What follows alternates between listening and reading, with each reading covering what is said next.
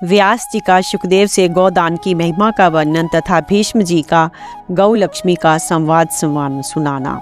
युधिष्ठिर ने कहा, पितामह, संसार में जो वस्तु पितरों में भी पवित्र, उत्तम तथा परम पावन हो उसका वर्णन कीजिए। भीष्म जी ने कहा, बेटा, गायें महान अर्थ का साधन, परम पवित्र और मनुष्य को तारने वाली हैं। ये अपने घी और दूध से प्रजा के जीवन की रक्षा करती हैं। गौओं से अधिक पवित्र कोई वस्तु नहीं है। ये तीनों लोकों में पवित्र, पुण्य स्वरूप तथा सर्वश्रेष्ठ है। गौएं देवताओं से भी ऊपर के लोकों में निवास करती हैं। जो इनका दान करते हैं वे मनीषी पुरुष आत्मोद्वार करके स्वर्ग में चले जाते हैं। मानधाता, याति और नहुष सदा लाखों गौओं का दान किया करते थे। इससे उन्हें ऐसे उत्तम लोकों की प्राप्ति हुई जो देवताओं के लिए भी दुर्लभ है। इस विषय में तुम्हें एक पुराना वृत्तांत सुना रहा हूँ। एक समय की बात है, परम बुद्धिमान सुखदेव जी ने नित्य कर्म का अनुष्ठान करके पवित्र एवं शुचित होकर लोक के भूत और भविष्य को देखने वाले अपने पिता ऋषि श्रेष्ठ व्यास जी को प्रणाम करके पूछा, पिताजी, विद्वान पुरुष किस कर्म का अनुष्ठान करके उत्तम स्थान प्राप्त करते हैं? पवित्रों में भी पवित्र वस्तु क्या है, इसे बताने की कृपा कीजिए। व्यास जी ने कहा, बेटा, गौएं संपूर्ण भूतों की प्रतिष्ठा और परम आश्रय है। वे पुण्य स्वरूप, पवित्र और पावन है। हव्य और कव्य प्रदान करने वाली है। शुभ अशुभ, शुभ पुण्य, पवित्र, सौभाग्यवती तथा दिव्य विग्रह से संपन्न है। गौएं दिव्य एवं महान तेज है। उनके दान की शास्त्रों में प्रशंसा की गई है। जो सत्पुरुष मार्तस्य का त्याग करके गौओं का दान करते हैं वे पवित्र गोलोक में जाते हैं। वहाँ पुण्य आत्मा पुरुष सुखपूर्वक निवास करते हैं। गोलोकवासी शोक और क्रोध से रहित तथा पूर्ण काम होते हैं। वे विचित्र एवं रमणीय विमानों बैठकर यथेष्ट विहार करते हुए आनंद का अनुभव करते हैं। जो पुरुष सब प्रकार गौओं का अनुसरण और सेवा करते हैं उस पर प्रसन्न होकर गौएं अत्यंत दुर्लभ वरदान देती हैं। गौओं के साथ मन से भी द्रोह ना करें, उन्हें सदा सुख पहुंचावे तथा यथोचित सत्कार और प्रणाम के द्वारा उनका पूजन करता रहे। गौओं के गोबर से निकाले हुए जौ की लपसी का 1 मास तक भक्षण करने वाला मनुष्य ब्रह्म हत्या जैसे पापों से छुटकारा पा जाता है। जब दैत्यों ने देवताओं को पराजित कर दिया तो उन्हें इसी प्रायश्चित का अनुष्ठान किया। उससे उन्हें पुण्य देवत्व की प्राप्ति हुई तथा वे महाबलवान महासिद्ध हो गए। गौएं परम पावन, पवित्र और पुण्य स्वरूप है। उन्हें ब्राह्मणों को दान करने से मनुष्य स्वर्ग का सुख भोगता है। पवित्र जल से आचमन करके पवित्र होकर गौओं के बीच में गोमती मंत्र का जप करने से मनुष्य अत्यंत शुद्ध एवं निर्मल पाप मुक्त हो जाता है। विद्या और वेद व्रत में निष्णात पुण्यात्मा ब्राह्मणों को चाहिए कि वे अग्नि, गौ और ब्राह्मणों के बीच अपने शिष्य को यज्ञ तुल्य गोमती मंत्र की शिक्षा दे। जो 3 रात तक उपवास करके गोमती मंत्र का जप करता है उसे गौओं का वरदान प्राप्त होता है। पुत्र की इच्छा वाले को पुत्र, धन चाहने वाले को धन और पति की इच्छा रखने वाले स्त्री को पति मिलता है। इस प्रकार गौएं मनुष्य की संपूर्ण कामनाएं पूर्ण करती हैं। वे यज्ञ का प्रधान अंग है, उनसे बढ़कर दूसरा कुछ नहीं है। अपने महात्मा पिता के इस प्रकार कहने पर महातेजस्वी सुखदेव जी प्रतिदिन गौ की पूजा करने लगे। इसलिए युधिष्ठिर, तुम भी गौओं की पूजा करो। युधिष्ठिर का पितामह, मैंने सुना है कि गौ के गोबर में लक्ष्मी का वास है, सो इस विषय का आप स्पष्ट वर्णन कीजिए। भीष्म जी ने कहा, राजन, इस विषय में जानकर लोग गौ और लक्ष्मी के संवाद रूप प्राचीन इतिहास का वर्णन करते हैं। एक समय की बात है, लक्ष्मी ने मनोहर रूप धारण करके गौओं के झुंड में प्रवेश किया। उनके सुंदर रूप को देखकर गौओं ने विस्मित होकर पूछा, देवी, तुम कौन हो और कहाँ से आई हो? तुम पृथ्वी की अनुपम सुंदरी जान पड़ती हो। हम लोग तुम्हारा रूप वैभव देखकर अत्यंत आश्चर्य में पड़ गई है, इसलिए तुम्हारा परिचय जानना चाहती हैं। सुंदरी, सच सच बताओ, तुम कौन हो और कहाँ जाओगी? लक्ष्मी ने कहा, गौओं, तुम्हारा कल्याण हो। मैं इस जगत में लक्ष्मी के नाम से प्रसिद्ध हूँ। सारा जगत मेरी कामना करता है। मैंने दैत्यों को छोड़ दिया, इससे वे सदा के लिए नष्ट हो गए हैं और मेरे ही आश्रय में रहने के कारण इंद्र, सूर्य, चंद्रमा, विष्णु, वरुण तथा अग्नि आदि देवता सदा आनंद भोग रहे हैं। देवताओं और ऋषियों को मेरी ही शरण में आने से सिद्धि मिलती है। जिनके शरीर में मैं प्रवेश नहीं करती वे सर्वथा नष्ट हो जाते हैं। धर्म, अर्थ और काम मेरा सहयोग होने पर ही सुख दे सकते हैं। सुखदानी गौओं, ऐसा ही मेरा प्रभाव है। अब मैं तुम्हारे शरीर में सदा निवास करना चाहती हूँ। इसके लिए स्वयं ही तुम्हारे पास आकर प्रार्थना करती हूँ, तुम लोग मेरा आश्रय पाकर शरीर संपन्न हो जाओ। गौओं ने कहा, देवी, तुम बड़ी चंचला हो, कहीं भी स्थिर होकर नहीं रहती। इसके सिवा तुम्हारा बहुतों के साथ एक साथ संबंध है, इसलिए हमको तुम्हारी इच्छा नहीं है तुम्हारा कल्याण हो। हमारा शरीर तो यूँ ही हृष्ट पुष्ट और सुंदर है, हमें तुमसे क्या काम? तुम्हारी जहाँ इच्छा हो चली जाओ। तुमने हमसे बातचीत की, इतने में ही हम अपने को कृतार्थ मानती हैं। लक्ष्मी ने कहा, गौओं, तुम ये क्या कहती हो? मैं दुर्लभ और सती हूँ, फिर भी तुम मुझे स्वीकार नहीं करती, इसका क्या कारण है? आज मुझे मालूम है कि बिना बुलाए किसी के पास जाने से अनादर होता है। ये कहावत अक्षरशः सत्य है। उत्तम व्रत का पालन करने वाले धेनुओं, देवता, दानव, गंधर्व, पिशाच, नाग, राक्षस और मनुष्य बड़ी उग्र तपस्या करके मेरी सेवा का सौभाग्य प्राप्त करते हैं। मेरा ये प्रभाव तुम्हारे ध्यान देने योग्य है। अतः मुझे स्वीकार करो। देखो, इस चराचरती लोकी में कोई भी मेरा अपमान नहीं करता। गौओं ने कहा, देवी, हम तुम्हारा अपमान या अनादर नहीं करती, केवल तुम्हारा त्याग कर रही हैं, और वह भी इसलिए कि तुम्हारा चित्त चंचल है, तुम कहीं भी जमकर नहीं रहती। अब बहु बातचीत से कोई लाभ नहीं है, तुम जहाँ जाना चाहो वहाँ चली जाओ। हम सब लोगों का शरीर यूं ही हिष्ट पुष्ट एवं प्राकृतिक शोभा से युक्त है, फिर हम तुम्हें लेकर क्या करेंगी? लक्ष्मी ने कहा, गौओं, तुम दूसरों को आदर देने वाली हो, यदि तुम मुझे त्याग दोगी तो सारे जगत में मेरा अनादर होने लगेगा, इसलिए मुझ पर कृपा करो। तुम महान, सौभाग्यशालिनी और सबको शरण देने वाली हो, अतः मैं तुम्हारी शरण में आई हूँ। मुझ में कोई दोष नहीं है, मैं तुम लोगों की सेविका हूँ, ये जानकर मेरी रक्षा करो, मुझे अपनाओ। मैं तुमसे सम्मान चाहती हूँ, तुम लोग सदा सबको कल्याण करने वाली पुण्यमयी, पवित्र और सौभाग्यवती हो। मुझे आज्ञा दो, मैं तुम्हारे शरीर के किस भाग में निवास करूँ? गौओं ने कहा, यशस्विनी, हमें तुम्हारा सम्मान अवश्य करना चाहिए। अच्छा, तुम हमारे गोबर और मूत्र में निवास करो, क्योंकि हमारी ये दोनों वस्तुएं परम पवित्र हैं। लक्ष्मी ने कहा, धन्य भाग जो तुम लोगों ने मुझ पर अनुग्रह किया, मैं ऐसा ही करूंगी। सुखदायिनी गौओं, तुमने मेरा मान रख लिया था, तुम्हारा कल्याण हो। युधिष्ठिर इस प्रकार गौओं के साथ प्रतिज्ञा करके लक्ष्मी उनके देखते देखते वहां से अंतर ध्यान हो गई। इस प्रकार मैंने तुमसे गोबर के महात्म का वर्णन किया है, फिर गौओं का भी महात्म सुनो। ब्रह्मा जी का इंद्र से गोलोक और गौओं का उत्कर्ष बताना तथा स्वर्ण की उत्पत्ति और उसके दान की महिमा के संबंध में वशिष्ठ और परशुराम का संवाद। भीष्म जी कहते हैं, युधिष्ठिर, जो मनुष्य सदा यज्ञ, शिष्ट अन्न का भोजन और गोदान करते हैं, उन्हें प्रतिदिन अन्न दान और यज्ञ करने का फल मिलता है। दही और घी के बिना यज्ञ नहीं हो सकता, उन्हीं से यज्ञ संपादित होता है, इसलिए गौओं को यज्ञ का मूल कहते हैं। सब प्रकार के दानों में गौदान ही उत्तम माना गया है। गौएं श्रेष्ठ, पवित्र तथा परम पावन बताई गई है। मनुष्य को अपने शरीर की पुष्टि तथा सब प्रकार के विघ्नों की शांति के लिए भी गौओं का सेवन करना चाहिए। इनका दूध, दही और घी सब पापों से मुक्त करने वाला है। गौएं इस लोक और परलोक में भी महान तेजो रूप मानी गई हैं, उनसे बढ़कर पवित्र कुछ भी नहीं है। इस विषय में ब्रह्मा जी और इंद्र के संवाद रूप प्राचीन इतिहास का उदाहरण दिया जाता है। पूर्व काल में दैत्यों के परास्त होने पर जब इंद्र तीनों लोकों के अधीश्वर हुए तो समस्त प्रजा बड़ी प्रसन्नता के साथ सत्य और धर्म में तत्पर रहने लगी। तदंतर एक दिन ऋषि, गंधर्व, किन्नर, नाग, राक्षस, देवता, असुर, सपर्ण और प्रजापतिगण ब्रह्मा जी की सेवा में उपस्थित थे। इसी समय देवराज इंद्र ने ब्रह्मा जी को प्रणाम करके पूछा, भगवान, गोलोक समस्त देवताओं और लोकपालों के ऊपर क्यों है? गौओं ने ऐसा कौन सा तप किया है जिससे वे रजोगुण से रहित होकर देवताओं के भी ऊपर आनंद पूर्वक निवास करती है? मैं इस बात को जानना चाहता हूँ। ब्रह्मा जी ने कहा, इंद्र, तुम सदा गौओं को अवहेलना करते हो, इसी से तुम इनका महात्म नहीं जानते। अब मैं तुम्हें गौओं का उत्तम प्रभाव और महात्म बता रहा हूँ, सुनो। गौओं को यज्ञ का अंग और साक्षात यज्ञ रूप बतलाया गया है। इनके बिना यज्ञ किसी तरह नहीं हो सकता। ये अपने दूध और घी से प्रजा का पालन पोषण करती हैं तथा इनके पुत्र खेती के काम आते और तरह तरह के अन्न एवं बीज पैदा करते हैं, जिनसे यज्ञ संपन्न होते और हव्य कव्य का भी काम चलता है। इन्हीं से दूध, दही और घी प्राप्त होते हैं। ये गौएं बड़ी पवित्र होती हैं। बैल भूख प्यास का कष्ट सहकर अनेकों प्रकार के बोझे ढोते रहते हैं। इस प्रकार गौ जाति अपने कर्म से ऋषियों तथा प्रजाओं का पालन करती रहती है। उसके व्यवहार से शर्ता या माया नहीं होती, वह सदा पवित्र कर्म में लगी रहती है। इसी से ये गौएं हम सब लोगों के ऊपर निवास करती हैं। इंद्र, तुम्हारे प्रश्न के अनुसार मैंने ये बात बताई कि गौएं देवताओं के भी ऊपर क्यों निवास करती हैं।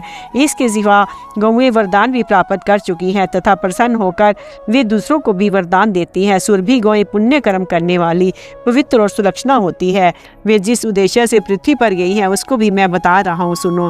पहले सत्य युग में जब देवता तीनों लोकों पर राज्य करते थे, उस समय धर्मपरायणा दक्ष कन्या सुरभि बड़े उत्साह के साथ घोर तपस्या में प्रवृत्त हुई।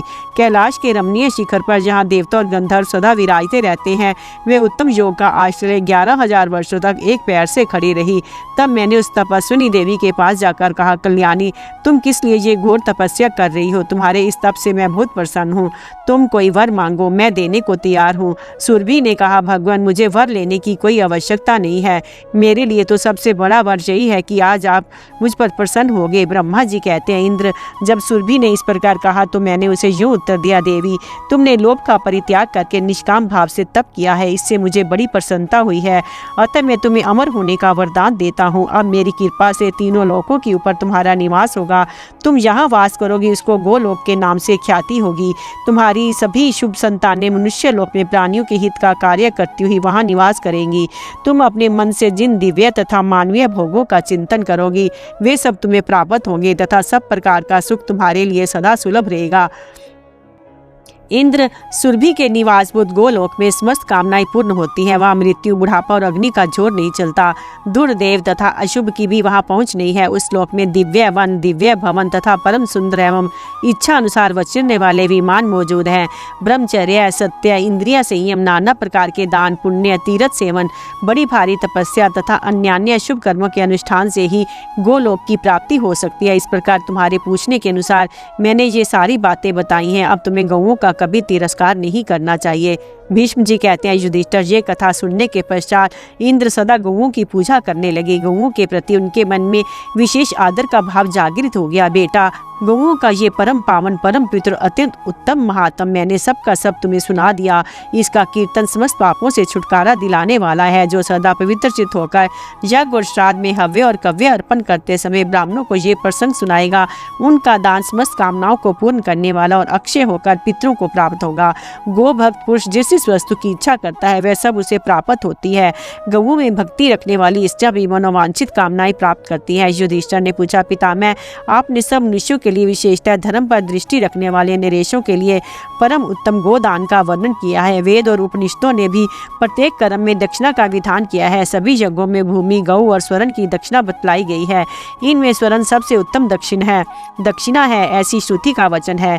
अतः इस विषय को मैं यथार्थ रूप से सुनना चाहता हूँ। स्वर्ण क्या है, कब और किस तरह इसकी उत्पत्ति हुई, स्वर्ण का उपादान क्या है, इसका देवता कौन है तथा इसके दान का फल क्या है, स्वर्ण क्यों उत्तम कहलाता है, मनीषी विद्वान इसके दान को क्यों विशेष आदर करते हैं तथा यज्ञ कर्म में स्वर्ण की ही दक्षिणा क्यों प्रशंसनीय समझी जाती है। भीष्म जी ने कहा, राजन, ध्यान देकर सुनो। स्वर्ण की उत्पत्ति का कारण बहुत विस्तृत है। मैं अपने अनुभव के अनुसार सब बातें तुम्हें बता रहा हूँ। मेरे महातेजस्वी पिता महाराज शांतनु का जब देहावासन हो गया तो मैं उनका श्राद्ध करने के लिए गंगा द्वार तीर्थ हरिद्वार में गया। वहां पहुंचकर मैंने पिता का श्राद्ध आरंभ किया। इस कार्य में माता गंगा जी ने भी मेरी सहायता की। अपने सामने बहुत से सिद्ध महर्षियों को बिठाकर मैंने जलदान से लेकर सब कार्य पूर्ण किया। एकाग्रचित होकर शास्त्रोक्त विधि से पिंडदान के पहले का सारा कार्य जब समाप्त कर लिया तो विधिवत पिंडदान देना आरंभ किया। इतने में ही पिंड के लिए जो कुछ बिछाए गए थे उन्हें भेदकर एक बड़ी सुंदर बाँ बाहर निकली। उस विशाल भुजा में बाजूबंद आदि अनेकों आभूषण शोभा पा रहे थे। उसे ऊपर उठी देख मुझे बड़ा आश्चर्य हुआ। साक्षात मेरे पिता ही पिंड का दान लेने के लिए उपस्थित थे। किंतु जब मैंने शास्त्रीय विधि पर विचार किया तो मेरे मन में से ऐसा ये बात स्मरण हो आई कि मनुष्य के लिए हाथ पर पिंड देने का वेद में विधान नहीं है। पितृ साक्षात प्रकट होकर कभी मनुष्य के हाथ से पिंड लेते भी नहीं है। शास्त्र की आज्ञा तो ये है कि कुशों पर पिंड दान करें। ये सोचकर मैंने पिता के प्रत्यक्ष दिखाई देने वाले हाथ का आदर नहीं किया और शास्त्रीय प्रमाण मानकर उसकी सूक्ष्म विधि पर ध्यान रखते हुए कुशों पर ही सब पिंडों का दान किया। इस प्रकार जब शास्त्र की पद्धति से पिंडदान कर दिया तो मेरे पिता की वह बाँ अदृश्य हो गई। तदंतर पितरों ने मुझे स्वप्न में दर्शन दिया और बड़े प्रसन्न होकर बोले, बेटा, हम तुम्हारे शास्त्रीय ज्ञान से बहुत प्रसन्न हैं, क्योंकि उसके कारण तुम मोहवश धर्म से भ्रष्ट नहीं हुए हो। तुमने शास्त्र का प्रमाण मानकर आत्मा, धर्म, शास्त्र, वेद, पितृगण, ऋषिगण, गुरु, प्रजापति और ब्रह्मा जी इन सब का मान बढ़ाया है तथा जो धर्म में स्थित है उन्हें भी तुमने अपना आदर्श दिखाकर विचलित नहीं होने दिया। ये सब कार्य तो तुमने बहुत उत्तम किया, किंतु अब हमारे कहने से भूमि दान और गोदान के निष्क्रिय रूप से कुछ स्वर्ण दान भी करो। ऐसा करने से हम और हमारे सभी पितामह पवित्र हो जाएंगे, क्योंकि स्वर्ण सबसे अधिक पावन वस्तु है। जो स्वर्ण दान करते हुए अपने पहले और पिछले की 10-10 पीढ़ियों का उद्धार कर देते हैं। इस प्रकार जब पितरों ने कहा तो मेरी नींद खुल गई। उस समय इस स्वप्न का स्मरण करके मुझे बड़ा विस्मय हुआ। फिर मैंने स्वर्ण दान करने का निश्चय किया। राजन, अब स्वर्ण की उत्पत्ति और उसके दान के महात्म के विषय में एक प्राचीन इतिहास सुनो, जो जमदग्नि नंदन परशुराम जी से संबंध रखने वाला है। ये उपाख्यान धन तथा आयु बढ़ाने वाला है। पूर्व काल की बात है। परशुराम जी ने क्रोध में भरकर 21 बार इस भूमंडल के क्षत्रियों का संहार किया। इसके बाद संपूर्ण पृथ्वी जोत कर उन्होंने समस्त कामनाओं को पूर्ण करने वाले अश्वमेघ यज्ञ का अनुष्ठान किया। उस यज्ञ का सभी ब्राह्मणों और क्षत्रियों ने बहुत प्रशंसा की है। यद्यपि अश्वमेघ यज्ञ सब प्राणियों को पवित्र करने वाला तथा तेज और कांति को बढ़ाने वाला है, तो भी तेजस्वी परशुराम जी उसके फल से अपने को पाप मुक्त न कर सके। इससे उन्होंने अपने को बहुत तुच्छ समझा और प्रचुर दक्षिणा से संपन्न उस महान यज्ञ का अनुष्ठान पूर्ण करके अनेकों शास्त्रज्ञ, ऋषियों और देवताओं के पास जाकर पूछा, महानुभावों, कठोर कर्म करने वाले मनुष्य को पवित्र करने के लिए जो सर्वोत्तम साधन हो वह मुझे बताने की कृपा कीजिए। परशुराम जी ने जब दया से द्रवित होकर इस प्रकार प्रश्न किया तो वेद शास्त्र के जानने वाले महर्षियों ने कहा, राम, तुम वेदों के प्रमाण पर विचार करके ब्राह्मणों का सत्कार करो। उन ब्रह्म ऋषियों से अपने को पवित्र करने वाला साधन पूछो, वे जो कुछ बतावे उसी को प्रसन्नता पूर्वक पालन करो। तब महातेजस्वी परशुराम जी ने वशिष्ठ, नारद, अगस्त और कश्यप जी के पास जाकर पूछा, विप्रवरों, मैं पवित्र होना चाहता हूँ, बताइए किस उपाय से पवित्र हो सकता हूँ? इसके लिए मैं किस कर्म का अनुष्ठान करूँ अथवा कौन सा दान दूँ? यदि आप लोग मुझ पर कृपा करना चाहते हैं तो बतलाइए, मुझे पवित्र करने वाला साधन क्या है? ऋषियों ने कहा, भृगुनंदन, हमने सुना है कि पाप करने वाला मनुष्य पृथ्वी, गाय और धन दान करने से पवित्र हो जाता है। इसके सिवा एक और दान सुनो जो सबसे बढ़कर पावन है, वह है स्वर्ण का दान। स्वर्ण का आकार बड़ा दिव्य और अद्भुत होता है। उसकी उत्पत्ति अग्नि से हुई है। सुना जाता है पूर्व काल में अग्नि ने संपूर्ण लोगों को भस्म करके अपने वीर्य से स्वर्ण को उत्पन्न किया था। उसी का दान करने से तुम्हारा मनोरथ सिद्ध होगा। सारे जगत का मंथन करके जो तेज की राशि प्रकट हुई है वही स्वर्ण है। अतः ये सब रत्नों में उत्तम है। इसलिए देवता, गंधर्व, नाग, राक्षस, मनुष्य और पिशाच ये सब प्रयत्न पूर्वक स्वर्ण धारण करते हैं। जगत में जितनी पवित्र वस्तुएं हैं, स्वर्ण उन सबसे अधिक पवित्र माना गया है। वह भूमि, गौ तथा संपूर्ण रत्नों से भी उत्तम है। पृथ्वी, गौ तथा और जो कुछ भी दान किया जाता है उन सबसे बढ़कर स्वर्ण का दान है। स्वर्ण अक्षय तथा पावन द्रव्य है। तुम उत्तम ब्राह्मणों को स्वर्ण का ही दान करो, यही पवित्रता का उत्तम साधन है। सब प्रकार की दक्षिणाओं में स्वर्ण देने का विधान है। जो स्वर्ण का दान करता है वे सब कुछ दान करने वाले माने जाते हैं। स्वर्ण देने वाला मानो देवता का दान करता है, क्योंकि अग्नि संपूर्ण देवताओं के स्वरूप है। स्वर्ण अग्नि में है, अतः जिसने स्वर्ण का दान किया उसने संपूर्ण देवताओं का ही दान कर दिया। इसलिए विद्वान पुरुष स्वर्ण दान से बढ़कर और कोई दान नहीं मानते। स्वर्ण दाता जब परम गति को प्राप्त होता है उस समय उस ज्योतिर्मय लोक मिलते हैं तथा स्वर्ग लोक में उसको कुबेर के पद पर अभिषेक किया जाता है। जो सूर्योदय के समय विधि पूर्वक मंत्र पढ़कर स्वर्ण का दान करता है वे अपने पाप और दुष्स्वप्न को नष्ट कर डालता है। जो मध्य काल में सोना दान करता है उसके भविष्य पापों का नाश हो जाता है। जो व्रत का पालन करते हुए साय काल में स्वर्ण दान देता है वह ब्रह्मा, वायु, अग्नि और चंद्रमा के लोक में जाता है तथा इंद्र आदि के लोकों में उसे सम्मान प्राप्त होता है। साथ ही वह इस लोक में यशस्वी एवं पाप रहित होकर आनंद का उपभोग करता है। मृत्यु के पश्चात जब वह परलोक में जाता है तो वहाँ अनुपम पुण्य आत्मा समझा जाता है। कहीं भी उसकी गति का प्रतिरोध नहीं होता। वह इच्छा अनुसार जहाँ चाहता है विचरता रहता है। स्वर्ण अक्षय द्रव्य है। उसका दान करने वाले मनुष्य को पुण्य लोकों से नीचे नहीं आना पड़ता। संसार में उसके महान यश का विस्तार होता है तथा वह अनेकों समृद्धिशाली लोगों को प्राप्त करता है। जो मनुष्य सूर्योदय के समय आग जलाकर किसी व्रत के उद्देश्य से स्वर्ण दान करता है उसकी संपूर्ण कामनाएं पूर्ण होती हैं। परशुराम जी, इस प्रकार तुम्हें स्वर्ण दान से होने वाले लाभ बतलाए गए हैं। अतः अब तुम ब्राह्मणों को स्वर्ण दान करो। भीष्म जी कहते हैं, प्रतापी परशुराम जी ने वशिष्ठ आदि मुनियों के इस प्रकार कहने पर ब्राह्मणों को स्वर्ण का दान किया। इससे वे सब पापों से छुटकारा पा गए। युधिष्ठिर, स्वर्ण की उत्पत्ति और उसके दान का महात्म सब तुमको सुना दिया। अब तुम भी ब्राह्मणों को बहुत सा सोना दान करो, इससे तुम्हें पापों से छुटकारा मिल जाएगा। भिन्न भिन्न तिथियों और नक्षत्रों में श्राद्ध करने का तथा उसमें तिल आदि देने का फल। युधिष्ठिर ने कहा, धर्मात्मन, अब आप मुझे श्राद्ध की पूरी विधि बताइए। भीष्म जी ने कहा, राजन, तुम श्राद्ध कर्म को उत्तम विधि को ध्यान देकर सुनो। पितृयज्ञ धन, यश तथा पुत्र की प्राप्ति कराने वाला है। देवता, असुर, मनुष्य, गंधर्व, नाग, राक्षस, पिशाच तथा किन्नरों को भी सदा पितरों की पूजा करनी चाहिए। सभी दिनों में श्राद्ध करने से पितरों को प्रसन्नता होती है। अब तुम्हें तिथियों के गुण अवगुण बतला रहा हूँ। कृष्ण पक्ष की प्रतिपदा तिथि की पितरों की पूजा करने पर बहुत सी सुंदर और सुयोग्य संतानों को जन्म देने वाली रूपवती स्त्रियां प्राप्त होती हैं। द्वितीय को श्राद्ध करने से घर में कन्याएं पैदा होती हैं। तृतीय को श्राद्ध करने से घोड़े मिलते हैं। चतुर्थी का श्राद्ध करने से बहुतेरे छोटे छोटे पशु घर में आते हैं। पंचमी का श्राद्ध करने वाले पुरुषों के यहाँ बहुत से पुत्र उत्पन्न होते हैं। षष्ठी को श्राद्ध करने से सौंदर्य की वृद्धि होती है। सप्तमी को श्राद्ध करने वाले मनुष्य की खेती अच्छी होती है। अष्टमी को श्राद्ध करने से व्यापार में लाभ होता है। नवमी के श्राद्ध में एक खुर वाले पशु की वृद्धि होती है। दशमी को श्राद्ध करने वाला पुरुष की गौएं बढ़ती हैं। एकादशी को श्राद्ध करने से बर्तन और कपड़े मिलते हैं तथा घर में ब्रह्म तेज से संपन्न पुत्रों का जन्म होता है। द्वादशी को श्राद्ध करने वाले मनुष्यों के यहाँ सदा सोने, चांदी और अधिक धन की वृद्धि देखी जाती है।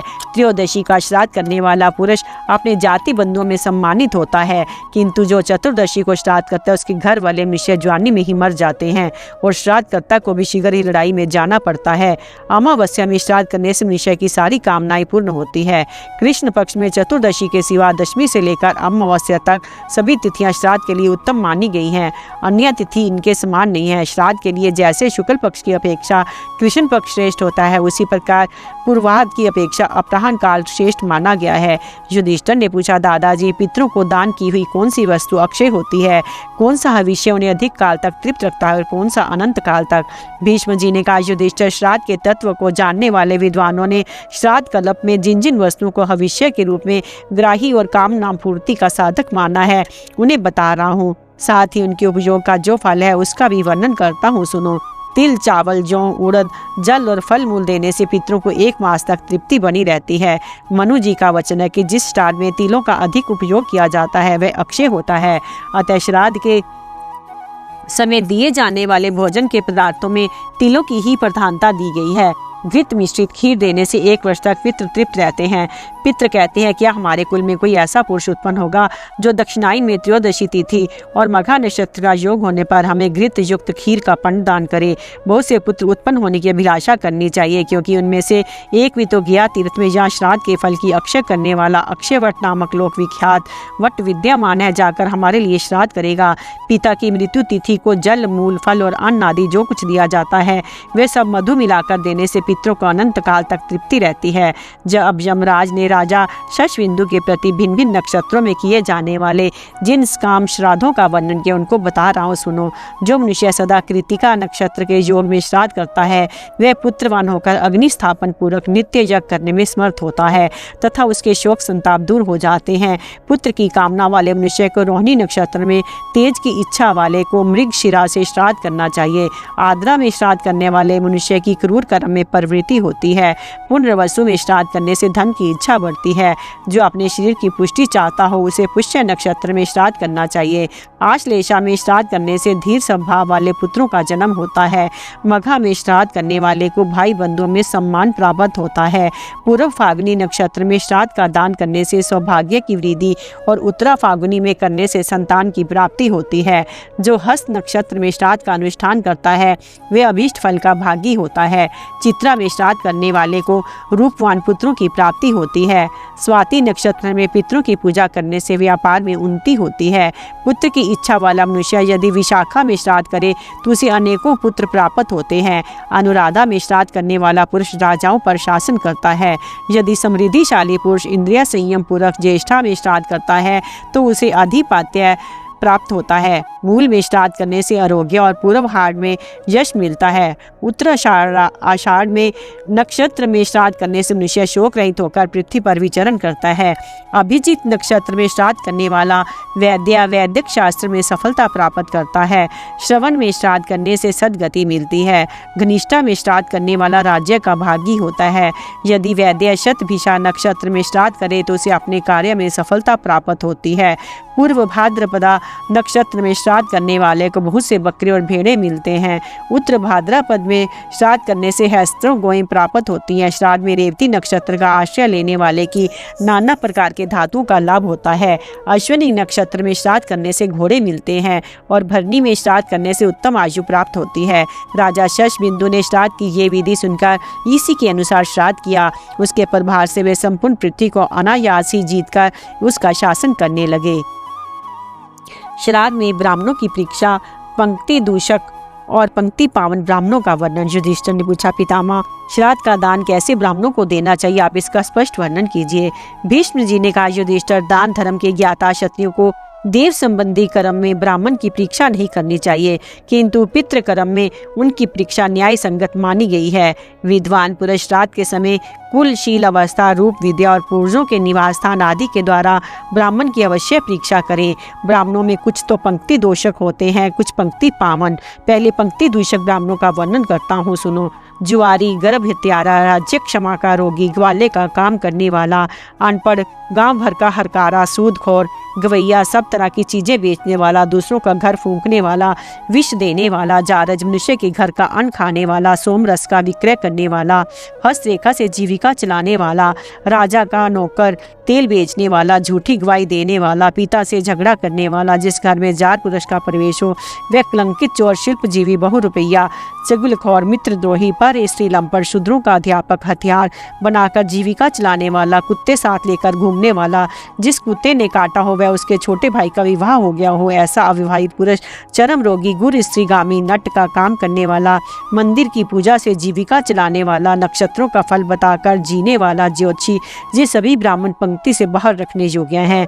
ब्रह्मवादी पुरुषों का कहना कि उपयुक्त प्रकार के लोगों को श्राद्ध में जो अन्न भोजन कराया जाता है वह राक्षसों को प्राप्त होता है। जो ब्राह्मण श्राद्ध का अन्न भोजन करके फिर उस दिन वेद पढ़ता है तथा जो शुद्रा स्त्री से समागम करता है उसके पितृ उस दिन से लेकर 1 महीने तक उसी की विष्ठा में पड़े रहते हैं। सोमरस बेचने वालों को दिया हुआ श्राद्ध का अन्न विष्ठा के समान और वैद्य का जमाया हुआ श्राद्ध अन्न रक्त एवं पीप के समान समझा जाता है। मंदिर के पुजारी को दिया हुआ अन्न नष्ट हो जाता है।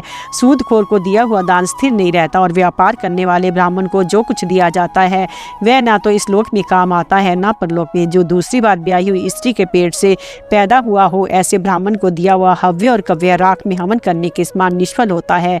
जो लोग धर्महीन और दुराचारी ब्राह्मण को हव्य कव्य अर्पण करते हैं उनका वह दान परलोक में कोई फल नहीं देता। जो मूर्ख जानबूझकर ऐसे लोगों का श्राद्ध का दान देते हैं उनके पितृ परलोक में विष्ठा का भोजन करते हैं। ऊपर बताइए इन अधम ब्राह्मणों को पंक्ति दूषक समझना चाहिए। जो मंद बुद्धि ब्राह्मण शूद्रों को उपदेश देते हैं उनको भी इसी कोटि में समझना चाहिए। यदि श्राद्ध भोजी ब्राह्मणों की पंक्ति में कोई काना बैठा हो तो वह उस पंक्ति के 60 ब्राह्मणों को दूषित करता है। इसी तरह नपुंसक 100 ब्राह्मणों को और कौड़ी जितने लोगों पर दृष्टि डालता है उन सबको अपवित्र कर देता है। सिर पर पगड़ी रखकर दक्षिण अभिमुख होकर तथा जूते पहनकर खाने वाले ब्राह्मण श्राद्ध का जितना अन्न भोजन करते हैं वह सब असुरों का भाग समझना चाहिए। जो ईर्ष्या और अश्रद्धा पूर्वक श्राद्ध का दान करता है वह सब ब्रह्मा जी ने असुरराज बलि का भाग निश्चित कर दिया है। कुत्ते और पंक्ति दूषक ब्राह्मण किसी तरह श्राद्ध पर दृष्टि न डालने पावे इसके लिए चारों ओर से घिरे हुए स्थान से श्राद्ध दान की व्यवस्था करनी चाहिए। सब और रक्षा के उद्देश्य से तिल छींटने चाहिए। तिलों के बिना क्रोध के वश में होकर जो श्राद्ध किया जाता है उसके भविष्य को यातुधान और पिशाच नष्ट कर डालते हैं।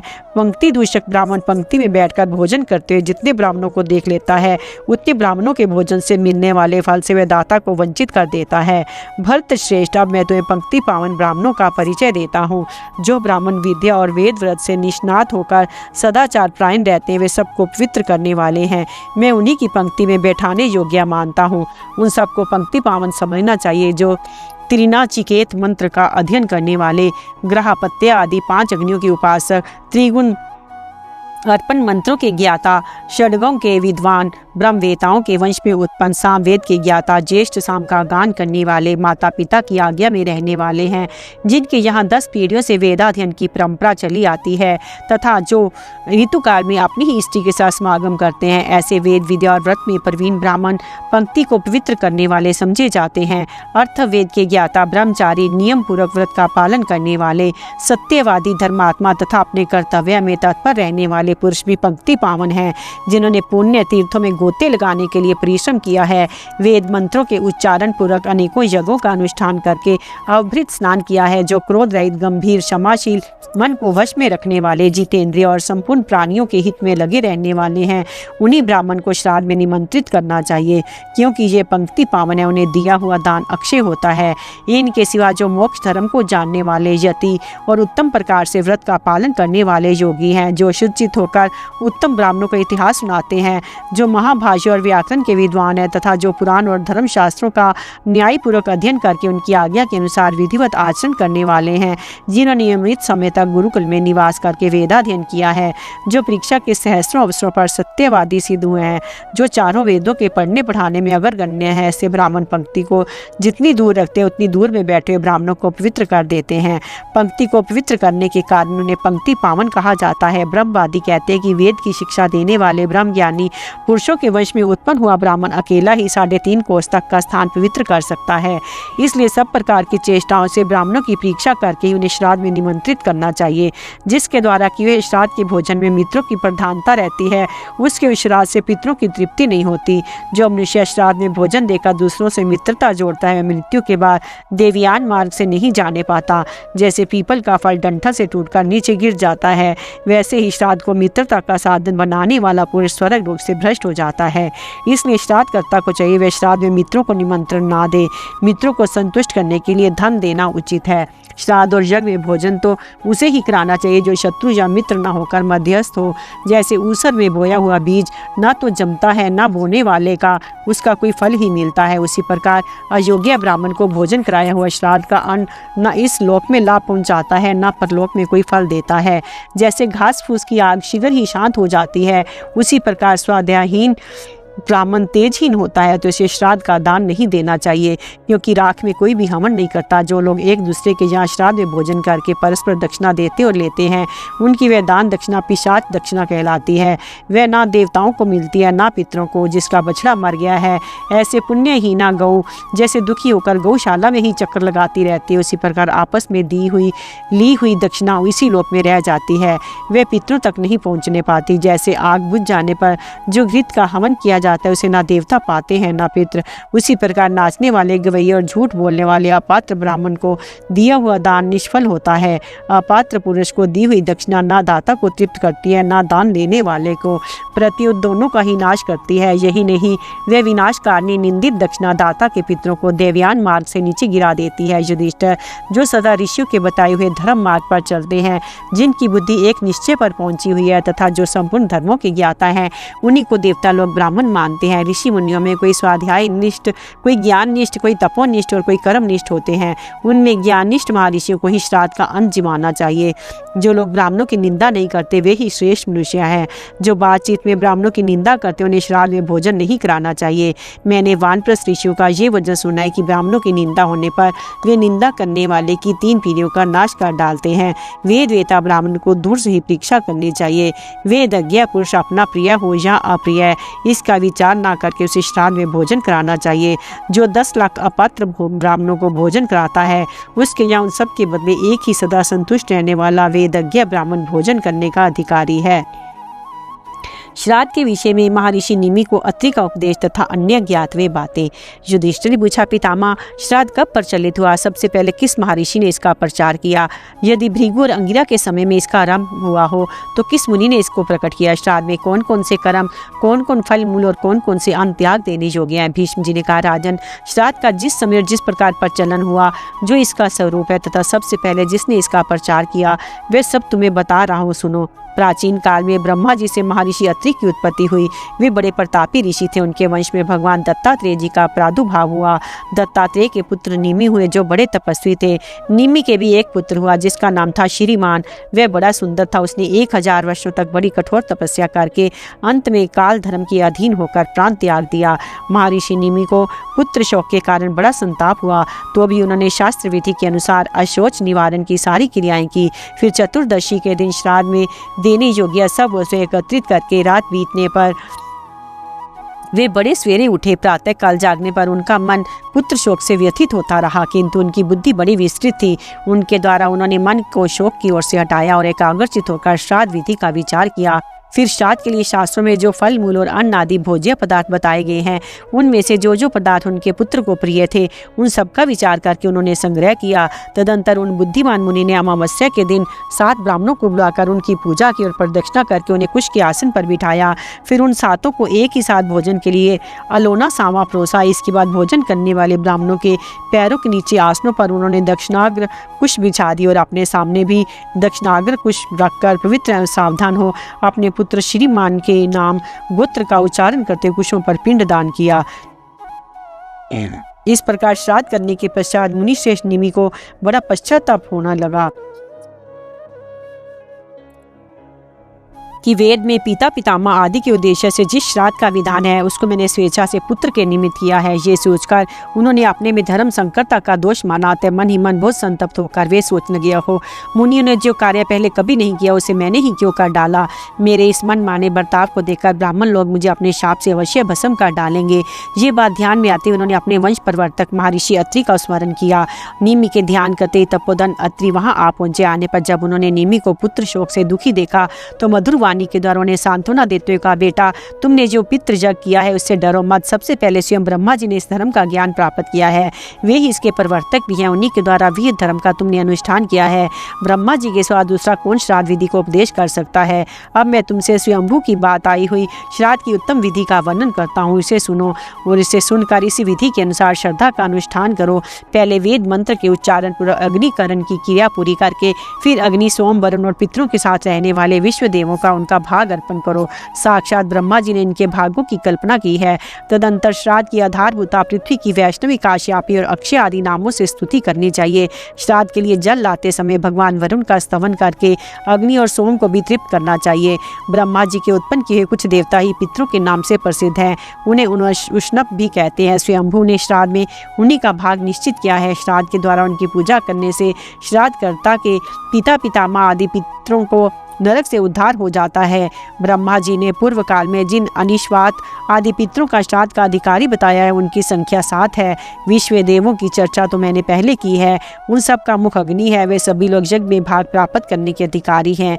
उनके नाम ये हैं, बल, धृति, विपामा, पुण्यकृत पावन, प्रश्निक क्षेमा स्मुहु, दिव्य सानु, व्यवसान, वीर्यवान, ह्रीमान, कीर्तिमान, कृत, जितात्मा, मुनि वीर्य, दीप्त रोमा, भयंकर, अनुकर्मा, प्रतीत, प्रदाता, अंशुमान, शैलाभ, परम प्रोधि, धीरोष्णी, भूपति, स्त्रज, वज्री, ज्वरी, विद्युचर्चा, सोमवर्चा, सूर्यश्री, सोमप, सूर्य, स्वित्र, दत्तात्मा, पुंड्रियक, उष्णियाब, नवोद, विश्वायु, दीप्ति, चमूहर, सुरेश, व्योमारी, शंकर, भव, ईश, कर्ता, कृति, दक्ष, भुवन, दिव्य कर्मकृत, गणित, पंचवीर्य, आदित्य, रश्मिवान, शपथकृत, विश्वकृत, कवि, अनुगोप्ता, सुगोप्ता, नप्ता और ईश्वर। इस प्रकार स्नातन विश्व देवों के नाम बतलाए गए।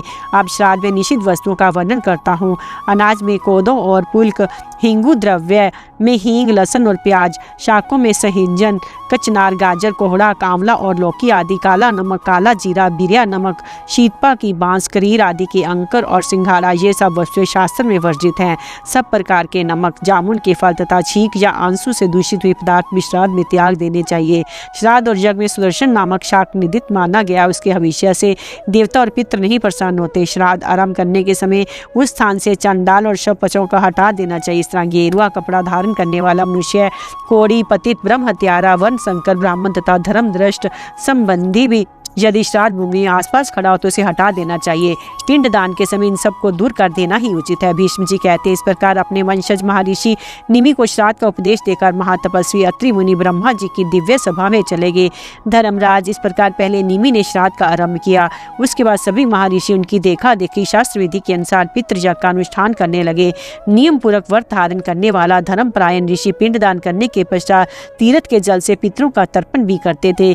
धीरे धीरे चारों वर्णों के लोग श्राद्ध में देवताओं और पितरों को अन्न देने लगे। लगातार श्राद्ध में भोजन करते करते देवता और पितृ पूर्ण तृप्त हो गए। अब वे अन्न पचाने के प्रयत्न में लगे। अजीर्ण से उन्हें विशेष कष्ट होने लगा। तब वे सोम देवता के पास जाकर बोले, भगवान, हम निरंतर श्राद्ध का अन्न भोजन करने के कारण अजीर्ण से पीड़ित हो रहे हैं।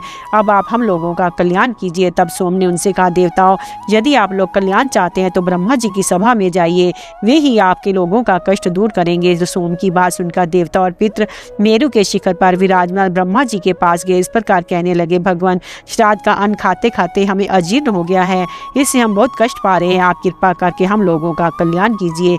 देवताओं की बात सुनकर ब्रह्मा जी बोले, देवगण, मेरे निकट जी अग्निदेव विराजमान है, ये ही तुम्हारे कल्याण की बात बताएंगे।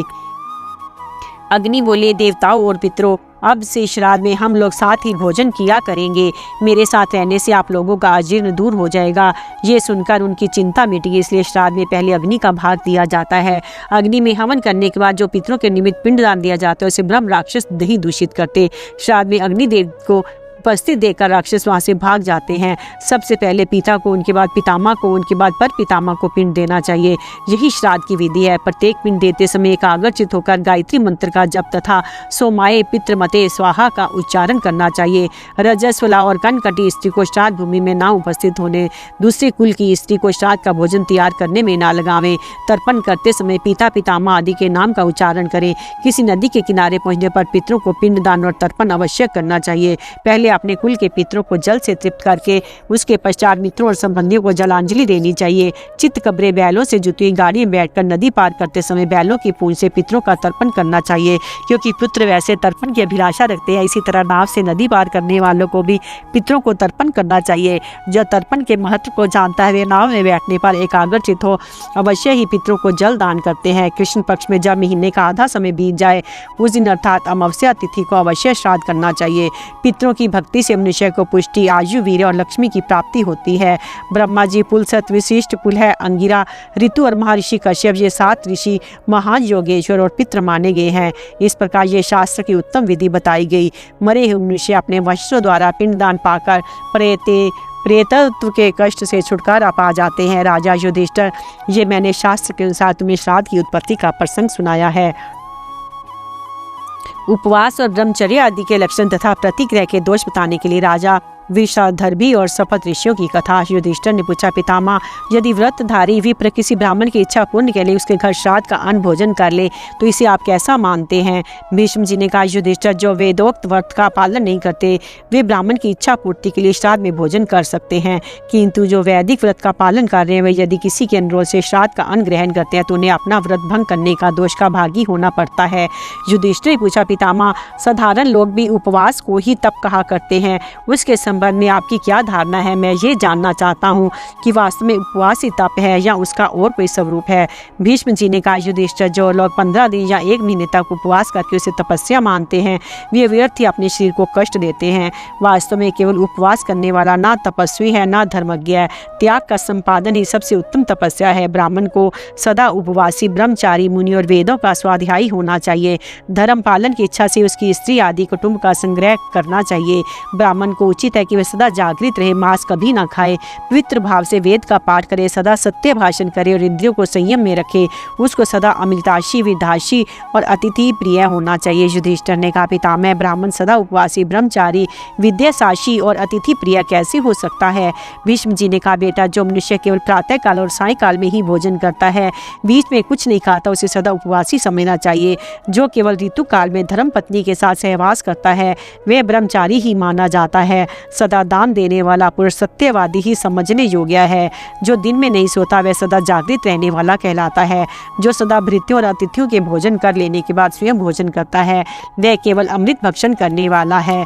जब तक ब्राह्मण ना भोजन कर ले तब तक जो अन्न ग्रहण नहीं करता वह मनुष्य अपने उस व्रत के द्वारा स्वर्ग लोक पर विजय पाता है। जो देवताओं, पितरों और आश्रितों को भोजन कराने के बाद बचे हुए अन्न को स्वयं भोजन करता है उसे विद्यासाशी कहते हैं। उन मनुष्य को ब्रह्मधाम में अक्षय लोकों की प्राप्ति होती है। युधिष्ठिर ने पूछा, पितामह, मनुष्य ब्राह्मणों को नाना प्रकार की वस्तुएं दान देते हैं, किंतु दाता और दान लेने वाले में क्या विशेषता होती है? भीष्म जी ने कहा, युधिष्ठिर, ब्राह्मण सज्जन पुरुष से भी दान लेते हैं, दुर्जन से भी, किंतु गुणवान पुरुष से दान लेने पर उन्हें कम दोष लगता है। गुणहीन से दान लेने पर वे अगाध नरक में डूब जाते हैं। इस विषय में राजा वृषधर्भी और सप्तऋषियों के संवाद रूप एक प्राचीन इतिहास का उदाहरण दिया जाता है। एक समय की बात है, कश्यप, अत्रि, वशिष्ठ, भरद्वाज, गौतम, विश्वामित्र, जमदग्नि और पतिव्रता देवी अरुंधति ये सब लोग समाधि के द्वारा स्नातन लोक ब्रह्म लोक को प्राप्त करने की इच्छा से तपस्या करते इस पृथ्वी पर विचर रहे थे। इन सब की सेवा करने वाली एक दासी थी जिसका नाम था गंडा। वह पशु सख नाम की एक शूद्र के साथ ब्याही गई थी। एक बार पृथ्वी पर बहुत काल तक वर्षा नहीं हुई, संसार में घोर अकाल पड़ गया, सभी लोग भूखों मरने लगे। इस समय शिवी के पुत्र राजा वृषधार्भी घूमते फिरते उसी मार्ग से आ निकले जहाँ ये सपत ऋषि मौजूद थे। उन्हें आने के लिए कष्ट पाते देख राजा ने कहा, तपोधनों, यदि आप लोग दान लेना स्वीकार करें तो वे आपको भूख के कष्ट से बचा सकता है। उससे हम लोगों को ये दुर्बल शरीर हष्टपुष्ट आपका ये दुर्बल शरीर हष्टपुष्ट हो जाएगा। अतः पतिग्रह स्वीकार कीजिए और मेरे पास जितना धन है उसमें से इच्छा अनुसार मांगिए। मुझे ब्राह्मण बहुत ही प्रिय हैं। आप लोगों के मांगने पर मैं प्रत्येक को 1000 खचरियाँ, भारी बोझ ढोने वाले सफ़ेद रंग के मोटे ताजे 10,000 बैल, सफ़ेद रोएं वाली नई ब्याई हुई हष्ट पुष्ट सीधी सादी उतनी ही गऊएं, अच्छे अच्छे गांव, धान, रस, जौ, रतन तथा और भी अनेकों दुर्लभ वस्तुएं प्रदान कर सकता हूँ। अतः बताइए आपके शरीर की पुष्टि के लिए मैं क्या दूँ? ऋषियों ने कहा, महाराज, राजा का दिया हुआ दान ऊपर से मधु के समान मीठा जान पड़ता है, परंतु परिणाम में वह विष के समान हो जाता है। इस बात को जानते हुए भी आप क्यों हम लोगों को प्रलोभन में डाल रहे हैं? ब्राह्मणों का शरीर देवताओं का निवास स्थान है, उसमें सभी देवता विद्यमान रहते हैं। यदि ब्राह्मण तपस्या से शुद्ध एवं संतुष्ट रहता है तो वह संपूर्ण देवताओं को प्रसन्न करता है। ब्राह्मण दिन भर में जितना तप संग्रह करता है उसको राजा का पतिगृह वन को दग्ध करने वाले दावा नल की भांति एक क्षण में नष्ट कर डालता है। इसलिए इस दान के साथ ही आप कुशल से रहें। जिन्हें इन सब वस्तुओं की आवश्यकता हो अथवा जो इनके लिए आपसे याचना करें उन्हीं लोगों को दान दीजिए। ये कहकर वे दूसरे मार्ग से आहार की खोज करते वन में चले गए। तदंतर राजा की प्रेरणा से उनके मंत्री वन में आए। उन्होंने गूलर के फल तोड़कर उन्हें देने का विचार किया। मंत्री ने उन फलों के भीतर सोने के टुकड़े भर दिए, सबको भृत्यों के हवाले कर दिया। भृत्यगण उन फलों को देने के लिए उन ऋषियों के पीछे दौड़ गए, किंतु महर्षि अत्रि ने उन सब फलों को वजन दान देकर कहा कि ये गूलर हमारे लेने योग्य नहीं है, हमारी बुद्धि मंद नहीं हुई है, हम सो नहीं रहे, जागते हैं। हमें मालूम है इनके भीतर स्वर्ण भरा हुआ है। यदि आज हम इन्हें स्वीकार कर लेते तो परलोक में इसका कटु परिणाम भोगना पड़ेगा। जो इस लोक और परलोक में भी सुख पाना चाहते हैं उन्हें पतिग्रह से बचे रहना चाहिए। वशिष्ठ बोले, एक स्वर्ण मुद्रा का दान लेने से हजार निष्कों के दान लेने का दोष लगता है। ऐसी दशा में जो भूख से निष्क ग्रहण करता है उसको तो घोर पाप में गति में गिरना पड़ता। कश्यप ने कहा, इस पृथ्वी पर जितने धान, जौ, स्वर्ण, पशु और स्त्रियां हैं वे सब किसी एक पुरुष को मिल जाएं तो भी उसे संतोष न होगा। ये सोचकर विद्वान पुरुष अपने मन की तृष्णा को शांत करे। भरद्वाज बोले, मनुष्य की इच्छा सदा बढ़ती ही रहती है, उसकी कोई सीमा नहीं है। गौतम ने कहा, संसार में ऐसा कोई द्रव्य नहीं है जो मनुष्य की आशा का पेट भर सके। पुरुष की आशा समुद्र के समान है, वह कभी भरती ही नहीं। विश्वामित्र ने कहा, किसी वस्तु की कामना करने वाले मनुष्य की एक इच्छा जब पूरी होती है तो दूसरी नई उत्पन्न हो जाती है। इस प्रकार तृष्णा तीर की तरह मनुष्य के मन पर चोट करती ही रहती है। जमदग्नि ने कहा, प्रतिग्रह न लेने से ब्राह्मण अपनी तपस्या को सुरक्षित रख सकता है। तपस्या ही ब्राह्मण का धन है। जो लौकिक धन के लिए लोभ करता है उसका तप रूपी धन नष्ट हो जाता है। अरुधंती बोली, संसार में एक पक्ष के लोगों की राय है कि धर्म के लिए धन का संग्रह करना चाहिए, किंतु मेरी राय में धन संग्रह की अपेक्षा तपस्या का संग्रह ही श्रेष्ठ है।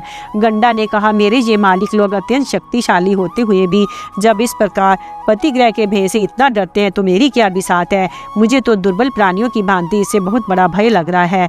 पशु सख ने कहा, धर्म का पालन करने वाले जिस धन की प्राप्ति होती है उससे बढ़कर कोई धन नहीं है। उस धन को ब्राह्मण ही जानते हैं। अतः मैं भी उसी धर्म में धन की प्राप्ति का उपाय सीखने के लिए विद्वान ब्राह्मणों की सेवा में लगा हूँ। ऋषियों ने कहा, जिसकी प्रजा ये कपट युक्त फल देने के लिए ही ले आई है तथा जो इस प्रकार फल के व्याय से हमें स्वर्ण दान कर रहा है उस राजा को उसके दान के साथ ही भला हो। भीष्म जी कहते हैं, युधिष्ठिर ये कहकर उन स्वर्ण युक्त फलों का परित्याग करके वे समस्त वरधारी महर्षि वहां से अन्यत्र चले गए। तब मंत्रियों ने शैव्य के पास जाकर कहा, महाराज, उन फलों को देखते ऋषियों को ये संदेह हुआ कि हमारे साथ छल किया जा रहा है, इसलिए वे फलों का परित्याग करके दूसरे मार्ग से चले गए हैं। सेवकों के ऐसा कहने पर राजा वृषाधर्भी को बड़ा कोप हुआ। वे उनसे अपमान का बदला लेने का विचार करके राजधानी को लौट गए। वहां जाकर अत्यंत कठोर नियमों का पालन करते हुए अमान्य अग्नि में अभिचारिक मंत्र पढ़कर एक एक आहुति डालने लगे। आहुति समाप्त होने पर उस अग्नि में से एक भयंकर कृत्या प्रकट हुई।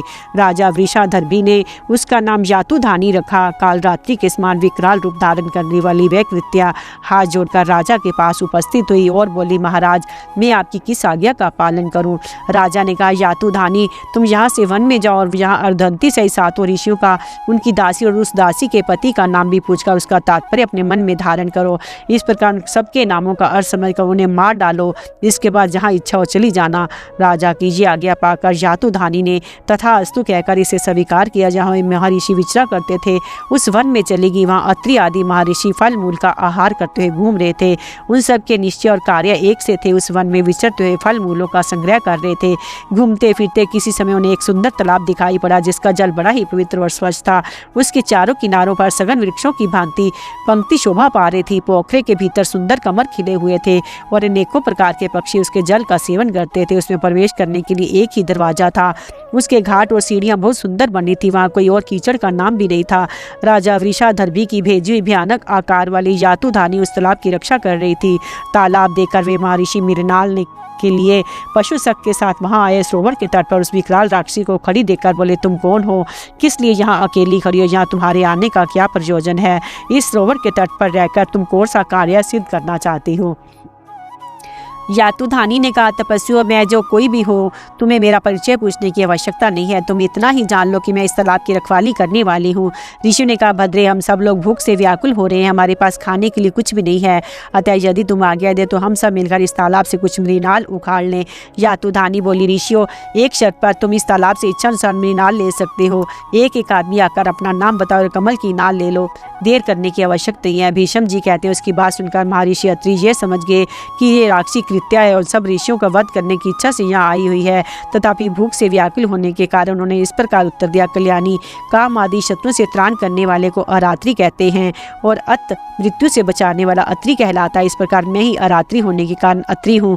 जब तक जीव को एकमात्र परमात्मा का ज्ञान नहीं होता तब तक की अवस्था अरात्रि कहलाती है। उस अज्ञान अवस्था से रहित होने के कारण भी मैं अरात्रि एवं अत्रि कहलाता हूँ। संपूर्ण प्राणियों के लिए अज्ञात होने के कारण जो रात्रि के समान है, उस परमात्म तत्व में सदा जागृत रहता हूँ, अतः वह मेरे लिए अरात्रि के समान है। इस व्यतुपति के अनुसार ही मैं अरात्रि और अत्रि नाम धारण करता हूँ, यही मेरे नाम का तात्पर्य समझो। यातुधानी बोली, तेजस्वी महर्षि, आपने जिस प्रकार अपने नाम का तात्पर्य बताया है उसका मेरी समझ में आना कठिन है। अच्छा, आप तालाब में उतरिए।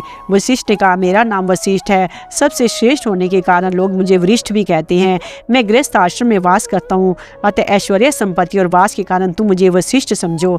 यातुधानी बोली, मुने, आपने जो अपने नाम की व्याख्या की है उसके तो अक्षरों का भी उच्चारण करना कठिन है, मैं इसको नाम को याद नहीं रख सकती। आप जाइए, तालाब में प्रवेश कीजिए। कश्यप ने कहा, यातुधानी, कश्यप नाम है शरीर का, जो इसका पालन करता है उसे कश्यप कहते हैं। मैं प्रत्येक कुल में अंतर्यामी रूप से प्रवेश करके उसकी रक्षा करता हूँ, इसलिए कश्यप हूँ।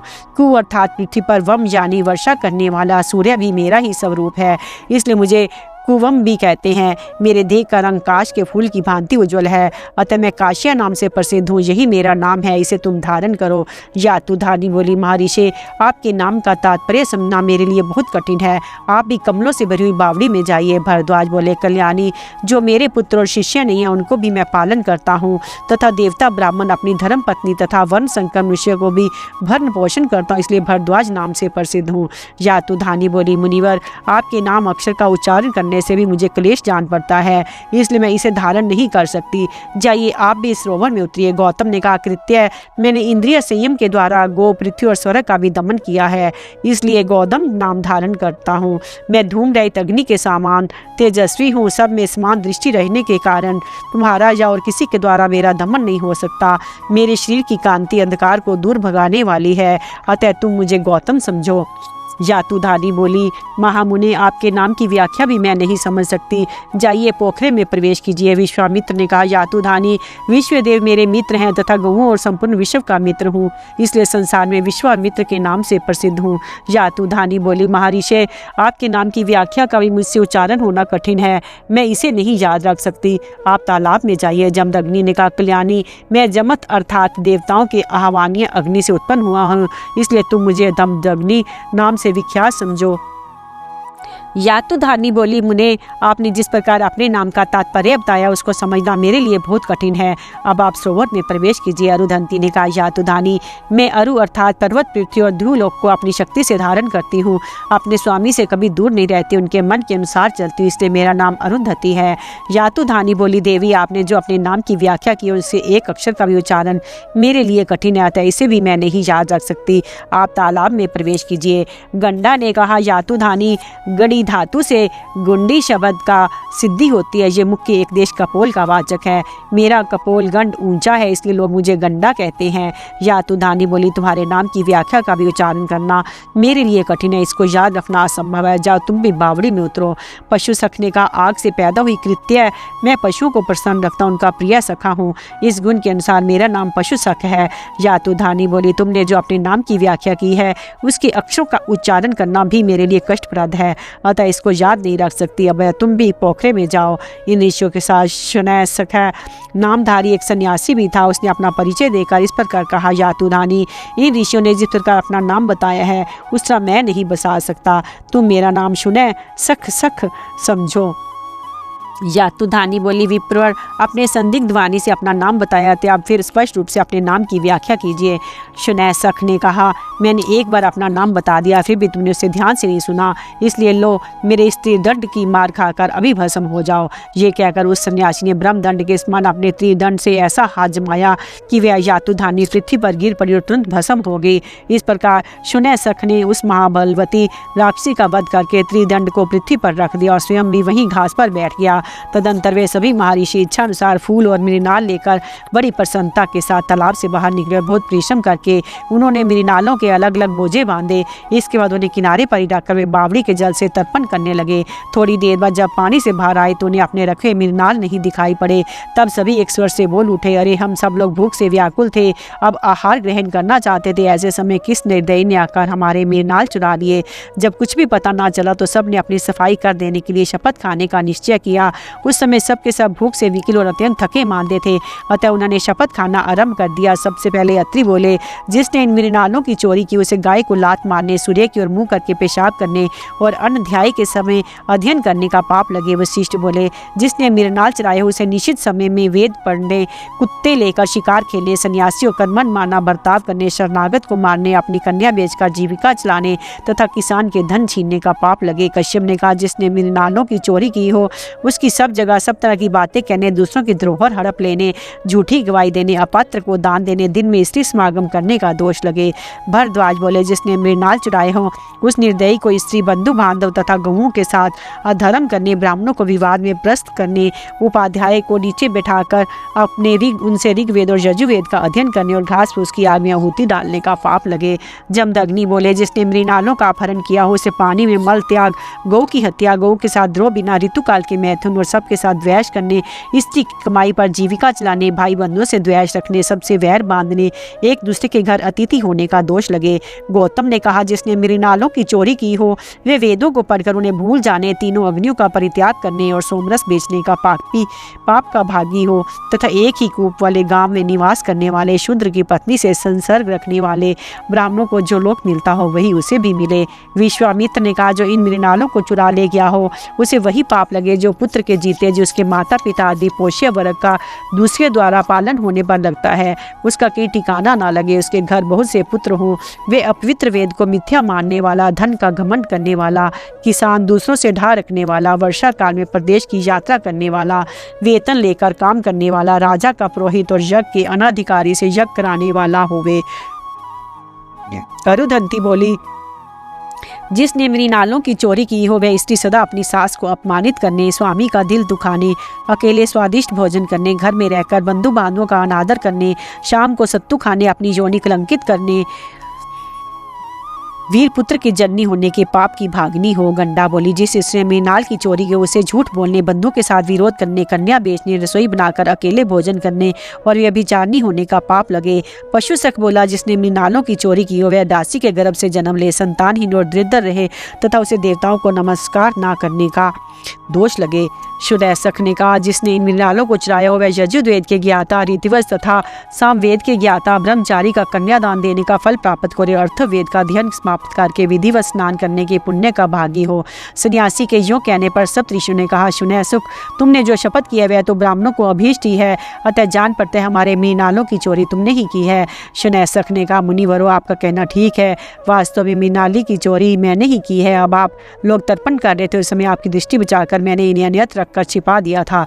देखिए आपके मृणाल ये हैं, मैंने आप लोगों की परीक्षा के लिए ही ऐसा किया था। आप मुझे सन्यासी नहीं इंद्र समझे, आप लोगों की रक्षा करने के उद्देश्य से ही मैं यहाँ आया था। राजा वृषाधर्मी की बेजी अत्यंत क्रूर कर्मा करने वाली यातुधानी कृत्या आप लोगों का वध करने की इच्छा से यहाँ आई थी। अग्नि से इसका आविर्भाव हुआ था। ये पापनी बड़ी दुष्स्वभाव वाली थी, ये आपको अवश्य मार डालती। इसी से यहाँ उपस्थित होकर मैंने इस राक्षसी का वध कर डाला है। तपोधनों, आप लोगों ने लोभ का परित्याग करने के कारण अक्षय लोकों पर अधिकार प्राप्त किया है। वे लोग समस्त कामनाओं को पूर्ण करने वाले हैं। अब आप यहाँ से उठकर वहीं चलिए। भीष्म जी कहते हैं, युधिष्ठिर, इंद्र की बात सुनकर महर्षियों को बड़ी प्रसन्नता हुई। उन्होंने तथास्तु कहकर देवराज की आज्ञा स्वीकार की। सबके साथ उनके साथ स्वर्ग को चले गए। इस प्रकार उन महात्माओं ने अत्यंत भूखे होने पर भी लोभ नहीं किया।